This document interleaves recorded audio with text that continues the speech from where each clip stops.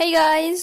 तो आज की वीडियो में हम कवर करेंगे the play boy of the western world, जिसे लिखा है जॉन मिलिंगटन साइंग ने। तो जो जॉन मिलिंगटन साइंग है, ये डब्लिन में इनका बर्थ हुआ था, जन्म हुआ था 16 अप्रैल 1871। और इनका ये जो प्ले है बहुत ही फेमस है और ये एक आयरिश प्ले है। तो ये जो प्ले है ये सबसे पहले परफॉर्म हुआ था एबिट थिएटर में डब्लिन में 26 जनवरी 1907 में। अभी जो स्टोरी है ये कुछ ऐसी है कि एक लड़का है जो कि जिसका नाम क्रिस्टी मैहन है, और वो स्टोरी सुनाता है कैसे उसने अपने फादर को मार दिया है, मर्डर कर दिया है, और जो लोकल पीपल है वो कितना एंजॉय कर रहे हैं उस स्टोरी को। अब बात यह है कि इसका नाम play boy of the western world क्यों रखा गया है। तो इसके लिए जो सिंह है ये बोलते हैं कि एक बार एक ऐसी जगह पर गए थे, एक ऐसे लैंड पर, उसका लैंड का नाम है एरन आइलैंड, आइसलैंड, जो कि वेस्टर्न कोस्ट है आयरलैंड का। और वहाँ पर उन्होंने कुछ स्टोरीज सुनी थी और जिसके बाद इन्होंने इस स्टोरी को बिल्डअप किया है। तो इसमें कुछ कैरेक्टर्स हैं, जैसे कि जो कि एक पब का ऑनर है जिसका नाम है माइकल माइकल जेम्स। उसके बाद उनकी एक बेटी है जिनका नाम है मार्गरेट मार्गरेट फ्लेहर्टी, और जिसे पैजिन माइक बोला जाता है। पूरे ही प्ले में उसको पैजिन माइक के नाम से ही जाना जाता है, उसका सेकंड नेम है वो। अब बात होती है कि जो पैजिन है इसकी शादी होने वाली है शॉन क्योग से, जो कि इसका कज़न ही है। और इसके जो फादर हैं उसके एक दो दोस्त आते हैं पब में, और एक मेन कैरेक्टर और है जिसका नाम है, जो सबसे ही ज़्यादा मेन है, उसका नाम है क्रिस्टी मैहन। और उसके एक ओल्ड फादर है जिसका वो दावा करता है जिसे उसने मार दिया है। तो स्टार्ट करते हैं वीडियो को। तो जो सेटिंग रखी गई है, वो जो प्ले है वो होता है एक ऐसे पब में। कंट्री साइड है एक नॉर्थ वेस्ट आयरलैंड का। आयरलैंड एक जगह है जहाँ के नॉर्थ वेस्ट साइड में इस प्ले का सेटअप रखा गया है, मतलब कि एक नॉर्थ एंड वेस्ट साइड में। और यहाँ पर जो स्टोरी है वो स्टार्ट होती है एक पब में। पब मतलब कि जैसे कि बार होते हैं आजकल के, वैसे ही एक पब है वहाँ पर। और वहाँ की जो बार मेडन है, जो उसकी ऑनर है, जो वहाँ पे काम करती है, उसका नाम है मार्गरेट फ्लैहर्टी, और जिसे बोला जाता है पैजिन माइक। अब जो पैजिन है वो लिस्ट बना रही है कि वो अपनी शादी में उसे क्या क्या सामान चाहिए होगा, उन सब की लिस्ट बनाती है। और उसके बाद वहाँ पर एक आदमी आता है जिसका नाम है शॉन शॉन क्योग। अब जो शॉन है वो इसका कौन लगता है, वो इसका कज़न लगता है, लेकिन फिर भी ये दोनों शादी कर रहे हैं। इसलिए नहीं कि पैजिन को वो पसंद है, बल्कि इसलिए क्योंकि उनके पूरे टाउन में, क्योंकि वो एक कंट्री साइड एरिया है, गांव का एरिया है, तो उसे लगता है कि शॉन से बेटर उसे नहीं मिलेगा। हालांकि शॉन भी उसे पसंद नहीं है। अब जो पैजिन है वो अपनी वरी बताती है कि कैसे वो अफ्रेड है, क्योंकि यहाँ पर रात हो गई है और जो उसके फादर हैं वो चले गए हैं। उसके फादर कहाँ पर गए हैं? वेक पर। वेक का मतलब होता है जो मुर्दे की देखरेख करता है। तो जो उसके फादर है वो रात में वहाँ पर चले गए हैं, और जो पब है, जो बार है, उसकी देखरेख के लिए अभी मार्गरेट को, पैजिन को, यहाँ पर छोड़ दिया गया है। और जो यहाँ पे जो शॉन है, जो उसका होने वाला हस्बैंड है, तो वो कहता है कि वो यहाँ पर रुक सकता है अगर उसे डर लगता है। लेकिन वो उसे इस चीज़ का भी डर है कि अगर प्रीस्ट को पता चल गया, जिसका नाम यहाँ पर फादर रैली है, अगर उन्हें पता चल गया तो क्या होगा। क्योंकि यहाँ पर सबसे बड़ी प्रॉब्लम ये है कि ये दोनों कज़न है, उसके बाद भी ये शादी करना चाहते हैं, तो फिर पहले चर्च से, प्रीस्ट से परमिशन लेनी होगी इस चीज़ की कि ये आपस में शादी कर सकते हैं या नहीं। और दूसरी बात ये कि ये बहुत डरपोक इंसान है।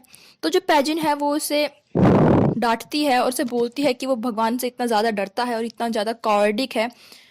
और वो जब उसे पता चलता है, जो शॉन है उसने एक आदमी को देखा, स्ट्रेंज आदमी को, एक डिच में, एक गड्ढे में पड़े हुए आवाज़ करते हुए देखा, लेकिन फिर भी वो वहां तक गया नहीं पता लगाने के लिए। तो यहाँ पर वो आके बोलती है कि वो बहुत ही ज़्यादा बुज़दिल है, क्योंकि वो कोई भी चीज़ देख नहीं पाता, वो इतना ज़्यादा डरपोक है।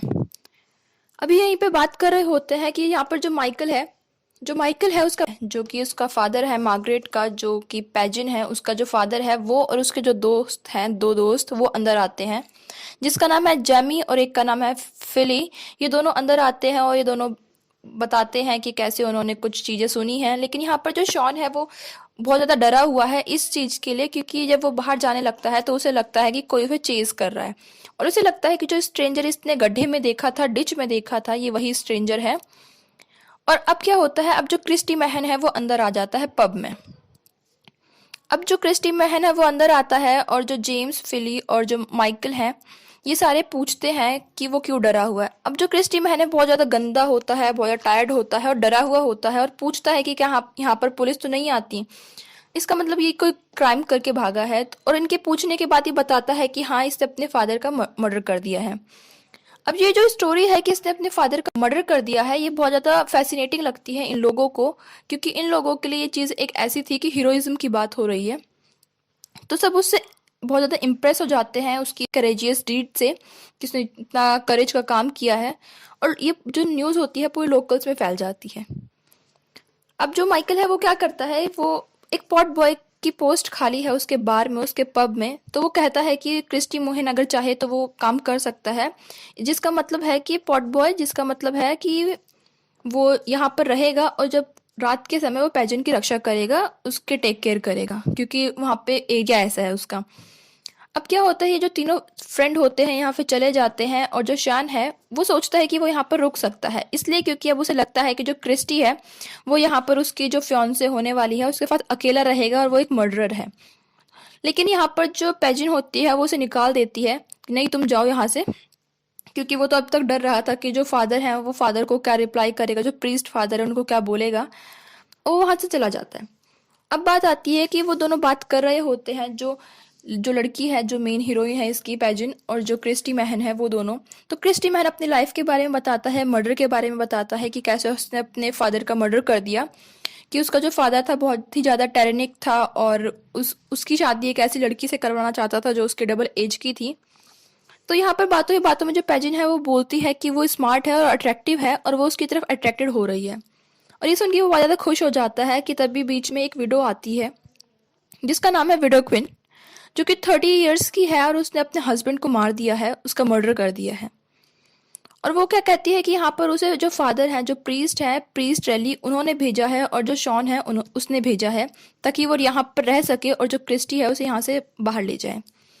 लेकिन यहाँ पर जो पैजिन है वो रेसिस्ट करती है, और यहाँ पर जो विडो है और जो पैजिन है दोनों ही लड़ाई करते हैं क्रिस्टी के ऊपर कि वो यहाँ रहेगा या नहीं रहेगा।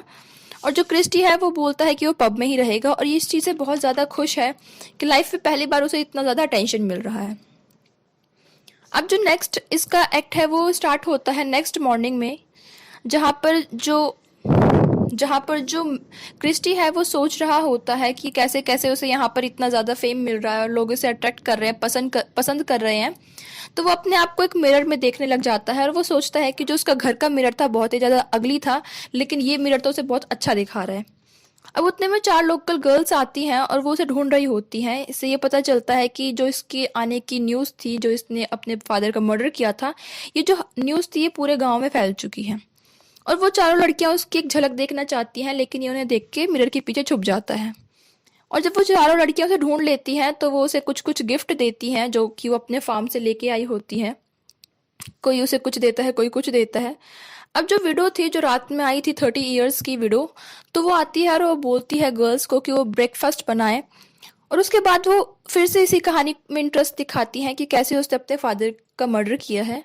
तो वो बोलता है कि उसने चिकन बोन से अपने फादर को मारा है। अब यहाँ पर वो अपनी स्टोरी को धीरे धीरे अलग कर रहा है। कभी वो कहता है कि उसने लॉय से मारा है, कभी वो कह रहा है कि चिकन बोन से मारा है, लेकिन सभी उसमें बहुत ज़्यादा इंटरेस्टेड हैं। उसकी स्टोरी बहुत ज़्यादा इंटरेस्टेड लगती है सबको।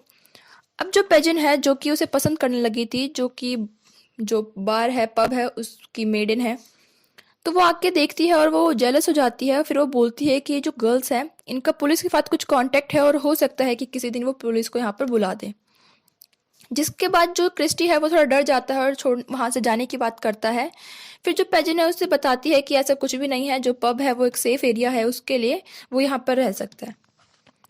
अब आगे स्टोरी में क्या होता है कि जो शॉन है, जो कि पेजन का होने वाला फियांसे था जिसे वो शादी करने वाली थी, वो एक टिकट लेके आता है, 1 वे टिकट अमेरिका की, और उसे बोलता है क्रिस्टी को कि वो इस टिकट से यहाँ से चला जाए, और वो अपने कुछ बेस्ट कपड़े भी उसे देता है कि वो उसे पहने और यहाँ से चला जाए, क्योंकि उसे इस चीज़ का डर है कि कहीं ऐसा ना हो कि जो क्रिस्टी है और जो पेजिन है वो दोनों प्यार में पड़ जाएं और वो शादी कर लें, और जो ये खुद है ये खुद अकेला रह जाए। वो क्या करता है, वो टिकट नहीं लेता लेकिन उसके कपड़े ले लेता है, और कपड़े पहन के जब वो खुद को देखता है तो वो सोचता है कि वो बहुत सुंदर लग रहा है, बहुत अट्रैक्टिव लग रहा है। जैसे ही वो नीचे आता है वो देखता है कि उसका जो फादर था, जिसके मरने की ये बात कर रहा था, वो विंडो से बाहर घूम रहा है, और जिसे देख के डर जाता। अब जो इसका नाम कौन था, इसका नाम था ओल्ड मैन, जो कि इसका फादर है। वो अंदर आता है और विडो से पूछता है कि क्या उसने उसके सन को देखा है। तो जो विडो है वो झूठ बोल देती है कि उसने उसे कोस्टल साइड में जाते हुए देखा था ताकि वो एक बोट पकड़ सके। और अब यहाँ पर आके जो क्रिस्टी है वो विडो से बोलता है कि वैसी कोई भी चीज़ पैजेंट को ना बताए ताकि उनके रिलेशन खराब ना हो, कि उसका फादर अभी भी जिंदा है, वो मरा नहीं है। तो यहाँ पर जो विडो है वो एक डील करती है कि ठीक है, लेकिन वो उससे शादी करेगा, कि वो उससे शादी करेगा क्योंकि दोनों ही सेम ही पर्सनैलिटी के हैं, दोनों ने ही मर्डर कर रखा है। एक ने अपने हस्बैंड का किया है, एक अपने फादर के मर्डर करने की बात कह रहा था। लेकिन जो क्रिस्टी है वो मना कर देता है, वो कहता है कि उसे पेजेंट ज़्यादा पसंद है, वो उसके साथ रहना चाहता है। तो फिर यहाँ पर डील हो जाती है इन दोनों के बीच में कि ठीक है, विडो इस चीज़ों के बारे में किसी को नहीं बताएगी और ये प्रिटेंड करेगी कि ये जो ओल्ड मैन है ये एक मैडमैन है। लेकिन जब इन दोनों की शादी हो जाएगी और जो पब की जो इनहेरिटेड प्रॉपर्टी है उसे मिल जाएगी, तो वो प्रॉपर्टी क्रिस्टी उस विडो को दे देगा। यहाँ पर डील फाइनल हो जाती है। अब स्टार्ट होता है एक्ट 3। सेम ही दिन पे स्टार्ट होता है। अब यहाँ पर जो जेमी फिलिप पब में होते हैं, जो उसके फादर के दोस्त हैं, और वो बात कर रहे होते हैं क्रिस्टी के बारे में कि कैसे वो एक हेरोइक फिगर की तरीके से है और कैसे गांव में जो गेम्स चल रहे हैं उसने उसमें भाग लिया है। अब जो ओल्ड मैन है, जो उसका फादर है जिसे मारने की वो बात कर रहा था, वो अंदर आता है, अपने बेटे के बारे में पूछता है। अब जो फिलिप है वो थोड़ा सा सस्पिशियस हो जाता है इस चीज़ को लेकर। इतने में जो बाहर से शोर आने लग जाता है, चीयरिंग की आवाज़ आती है, क्योंकि जो क्रिस्टी गेम में हिस्सा ले रहा था वो गेम जीत जाता है। अब यहाँ पर वो बोलती है, जो विडो है वो बोलती है, a young lead the champion, play boy of the western world. ये इसकी कोटेड लाइन है और play boy of the western world इस प्ले का नाम भी है। अब जो क्रिस्टी है वो अंदर आता है और उसे बहुत सारी गर्ल्स फॉलो कर रही होती है, उसमें एक पेजेंट भी होती है और उसको सभी प्राइज देते हैं उसका गेम जीतने के लिए। अब जो क्रिस्टी है वो पेजेंट को कन्विंस कर लेता है कि वो उससे शादी कर ले। यहाँ पर आके उसे पता चलता है कि जो पेजेंट है वो उससे शादी नहीं करना चाहती है और वो क्रिस्टी से शादी करना चाहती है। तो जो माइकल है वो उसकी शादी क्रिस्टी से तय कर देता है और वहीं पर उन दोनों के एंगेजमेंट की अनाउंसमेंट कर देता है। लेकिन तभी क्या होता है कि जो ओल्ड मैन है वो अंदर आ जाता है और वो बहुत सारी भीड़ों से फॉलो कर रही होती है, और वो क्या करता है, आते ही जो क्रिस्टी है उसे मारना शुरू कर देता है। अब जो क्रिस्टी है वो बोलता है कि ये जो आदमी है एक स्ट्रेंजर है और एक पागल है, लेकिन फिर भी अब कोई उस पर भरोसा नहीं करता है, क्योंकि सबको लगने लग जाता है कि ये जो स्टोरी इसने सुनाई थी ये उन सबको चीट कर रहा था, ऐसा कुछ भी हुआ नहीं था। अब जो क्रिस्टी है वो चेस करने लग जाता है ओल्ड मैन को लॉय से, और उसे एक बार मार भी देता है उसके सर पर। तो वो सोचता है कि जिस क्राइम के लिए लोग उसे इतना हीरोइक समझ रहे थे वो उस चीज़ को रिपीट कर देगा और शायद उसकी जो रेपुटेशन है वो बनी रहे। लेकिन अब जो गांव के लोग हैं और जो माइकल है वो क्या सोचता है कि अगर ऐसा कोई क्राइम हमारे विलेज में होगा तो पुलिस यहाँ पर आएगी, तो इससे बेटर है कि वो क्रिस्टी को रोप से बांध दे और उसको लटका दे। लेकिन जो क्रिस्टी है वो क्या करता है, शॉन के पैर में काट लेता है, अपने ही दांतों से काट लेता है, और अब उसे डोर की तरफ खींचा जाता है। तभी जो ओल्ड मैन है वो वापस आता है और वो पूछता है कि उसे क्यों बांध रहे हैं। उसकी रस्सी को ढीला कर देता है और वहां से वो दोनों ये बोलते हुए चले जाते हैं कि अब से जो उसका फादर है, अब से वो जो होगा, जो क्रिस्टी है वो गैलेंट बनेगा, गैलेंट कैप्टन, और जो उसका फादर है वो हैचन स्लेव बनेगा। और वो वहां से दोनों चले जाते हैं। ये जो प्ले बॉय आया था, ये जो क्रिस्टी आया था, उसने कहीं ना कहीं उसका जो प्रोस्पेक्टिव था किसी भी चीज़ के लिए, उस चीज़ को चेंज कर दिया। और इसकी लास्ट लाइन ये कोटेड है कि I have lost him surely, I have lost the only play boy of the western world. और यहीं पर ये स्टोरी खत्म हो जाती है। कुछ मेन चीज़ें हैं, जैसे कि रियलिटी और स्टोरी के बीच में डिफरेंस दिखा रखा है कि वो सारी स्टोरीज होती हैं वो फराज का मिथ होता है, जो धीरे धीरे बोलते बोलते लोगों को हकीकत लगने लग जाता है, लेकिन वो हकीकत से बहुत अलग होता है।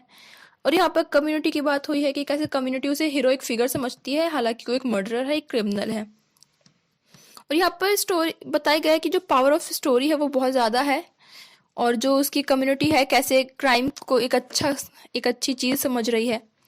और यहाँ पर जो प्ले बॉय है, सबसे बड़ी बात यह है कि प्ले बॉय का मतलब यहाँ पर जो हम पहले समझते थे वो नहीं है कि ये कॉम्प्लीमेंट नहीं है, कॉम्प्लीमेंट्री, बल्कि प्ले बॉय का मतलब है एक ट्रिकी इंसान जो कि ट्रिक करे, लोगों को अपनी बातों में फंसा सके, क्योंकि जो उसकी लैंग्वेज थी वो बहुत ही ज़्यादा उस पर कमांड थी उसकी लैंग्वेज पे। यहाँ पर कुछ कुछ और भी इश्यूज हैं और कुछ कुछ मेन थीम्स है, जैसे कि हीरोइज्म है, पावर ऑफ लैंग्वेज है, अथॉरिटी है, गेम्स के बारे में बात कर रखी है, और पोइटिक लैंग्वेज है जो जिससे वो लोगों को कन्विंस कर सकता है। तो सबसे बड़ा थीम है इस यहाँ पर कि जो पावर ऑफ लैंग्वेज है वो किसी को भी किसी भी चीज़ के लिए कन्विंस कर सकता है, अगर आप उस चीज़ को एक तरीके से प्रेजेंट करते हैं जो कि क्रिस्टी मैन को बहुत अच्छे तरीके से आती थी। और ये प्ले यहीं पे ख़त्म होता है। आई रियली होप कि आपको वीडियो पसंद आई होगी, and if you like the video then make sure that you hit the like button and do subscribe my channel. Thank you.